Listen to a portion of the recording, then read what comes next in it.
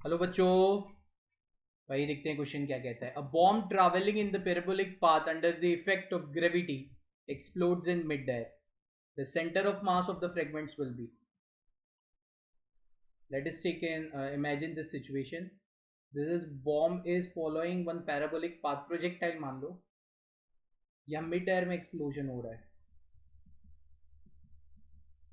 अब एक चीज हमेशा याद रख लो, मैं एक इंपॉर्टेंट नोट लिखवाता हूँ. Centre of mass, right, will always be at rest, or center of mass will always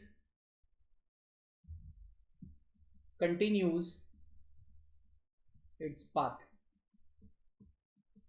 centre of मास या तो हमेशा रेस्ट पे है तो रेस्ट पे ही रहेगा, राइट, आया ना, ठीक है ना.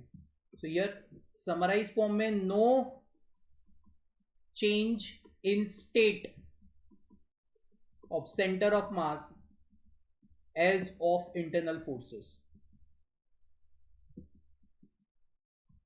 सेंटर ऑफ मास को, राइट, एक चीज हमेशा याद रखिएगा, अगर आपको उसको मूव करवाना है, राइट, तो हमेशा एक्सटर्नल फोर्सेस की रिक्वायरमेंट रहती है, राइट. इंटरनल फोर्सेस की वजह से कभी भी सेंटर ऑफ मास, राइट, अपना स्टेट चेंज नहीं करेगा. अगर वो रेस्ट पे है तो रेस्ट पे ही रहेगा, अगर वो मूव कर रहा है कांस्टेंट वेलोसिटी के साथ तो वो अपना पाथ कंटिन्यू रखेगा, right.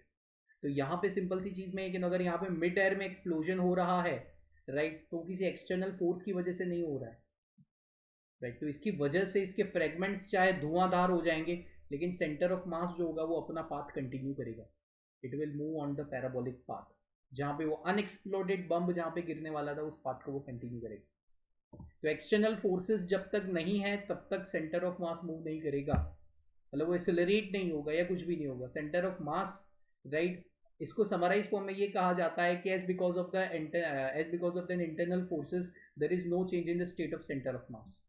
So here the fourth option is the perfect answer for this specific question. Hope so you all understand this, Bachaji. Thank you and all the best.